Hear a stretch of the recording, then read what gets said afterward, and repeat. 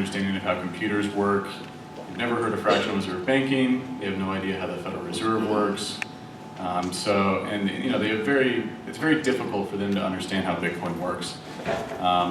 So this next generation may not necessarily even understand the base protocol. So talking about unconfirmed transactions, confirmed transactions, why they should use it because of the fractional reserve banking system and the Fed aren't really going to convince people to use the wallet.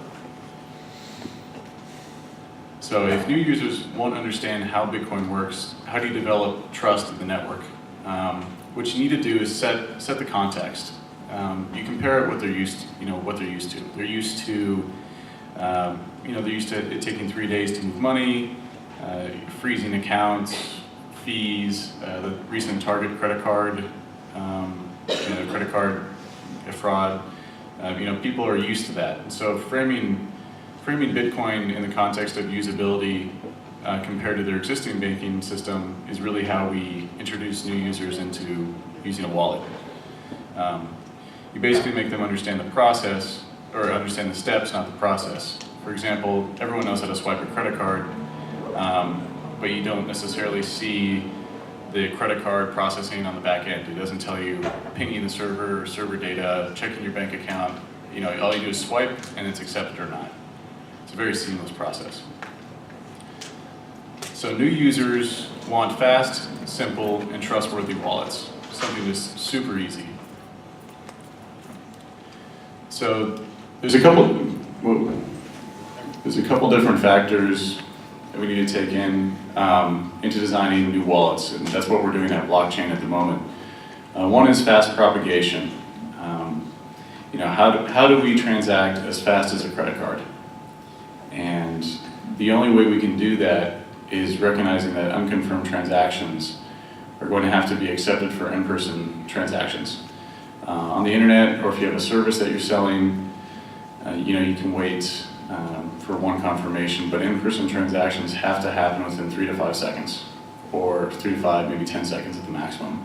Otherwise, individuals aren't going to really use it as a payment mechanism. So really, framing the context of that the unconfirmed transactions are actually confirmed, and that confirmed transactions just validated. You don't necessarily need to wait for 3, 4 confirmations or even 1 confirmation, because the probability of a double spend attack on a cup of coffee is almost negligible. So designing wallets for in-person transactions is going to be the future, and designing it to where the user just sees confirmed, whether it's an unconfirmed or confirmed transaction. That's going to be the future for in-person transactions.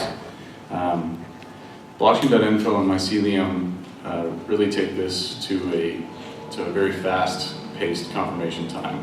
A transaction propagated through all the blockchain.info nodes takes around 3 to 5 seconds typically, which is very, very fast.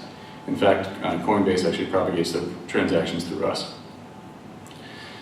So fast propagation is key, and then also a simple, beautiful, easy-to-use interface. Clean interfaces, simple interfaces bring trust. If it's confusing, people are put off right away. For example, a lot of times with wallets, we call it wallet addresses. For most people, they consider an address where you send mail, not where you hold your money. You hold your money in an account. And that's how it should be labeled in the future. So you have to take people's mindset and turn it into, show them this new payment protocol, but also frame it in the context to where they're going to understand it. And kind of the last thing with creating a nice, easy-to-use wallet is reducing making the way you transact simpler. I don't know about anyone in here actually use QR codes outside of Bitcoin? Pretty rarely. I never used it before Bitcoin. And I've never seen anyone whip out their phone and scan a QR code on an advertisement anywhere, ever.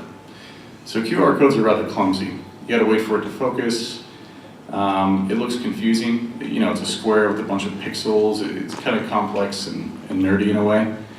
The future is with BLE and Chirp. And BLE is Bluetooth Low Energy, which is what Apple is coming out with their iPayments network.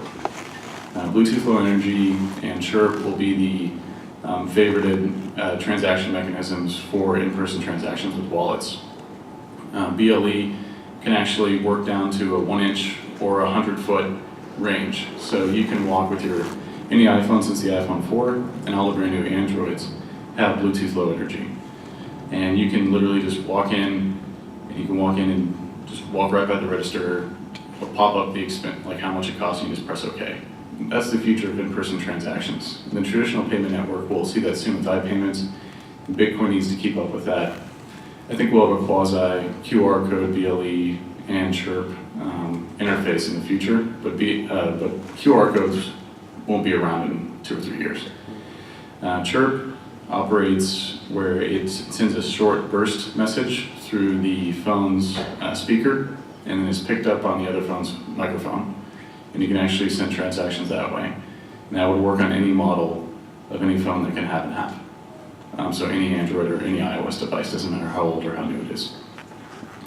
So those are kind of the fast propagation, beautiful, simple interface, and easy to use transaction-wise, and that's how the future wallets will be developed. Sorry, excuse me, if you have equipment for the audio video later, Oh, would you come up for us, please, really quick? Why not NFC? NFC is only being used for Androids. Apple's blocked it. Okay. Yeah, and BLE uses less battery. You can actually have a BLE transmitter operate a year on a wash battery, whereas NFC takes quite a bit of juice. Yeah, we can go ahead and open up the Q&A. Question, come this way so we can get it on recording for later.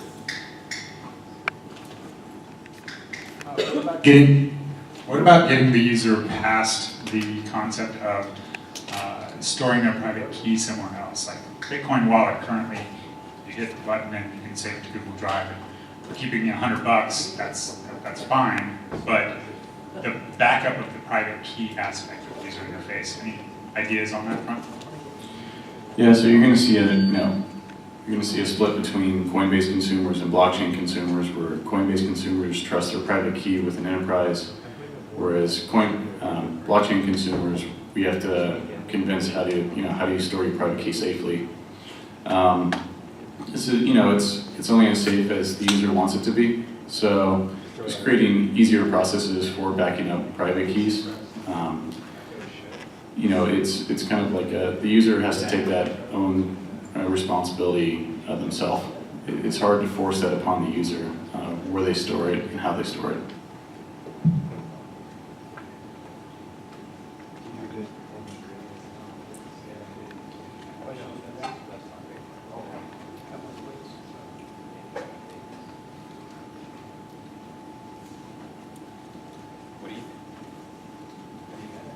What do you think about authentication?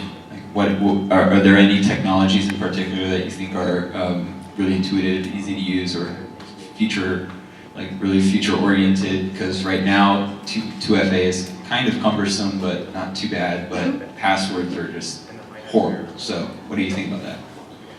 Yeah, I mean, I think using your cell phone as the authentication device is going to be popular in the future, especially with like BLE.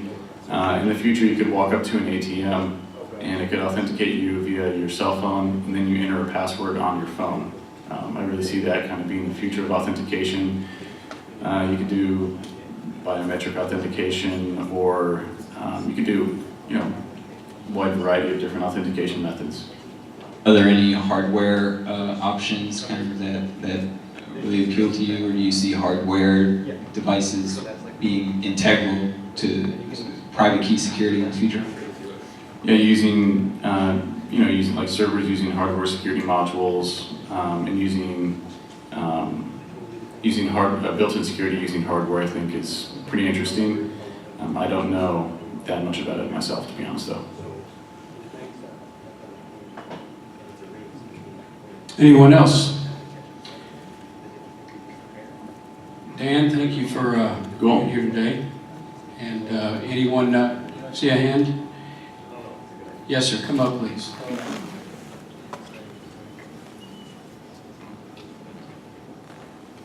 Hi. Hi. So I have a question about the fast propagation. Yeah. So being able to accept transactions before they are confirmed. through the Correct. network. So how does that currently work? I know there are some sites that currently do that. It depends on the company. I know a lot of companies that sell software as a service, or they sell a service. Okay. A lot of companies accept unconfirmed transactions just because the probability of the transaction not getting confirmed or it's a double spend is highly improbable. So a lot of people already accept unconfirmed transactions, but if you read these news articles, a lot of time people talk about horror stories of waiting 30 minutes to pay for a cup of soup or something like that. And it's because they've been told you should wait for 3 confirmations. And when in reality, they should just accept an unconfirmed transaction. The unconfirmed, confirmed, it's really a back-end language. It shouldn't be shown to the user ever. It should either be confirmed or not confirmed. And that's about it.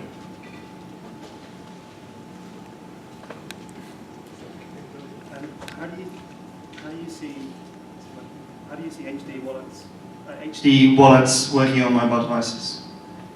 Is it hierarchical deterministic? Yeah. I haven't looked into that as much. I can't really comment on it, but yeah.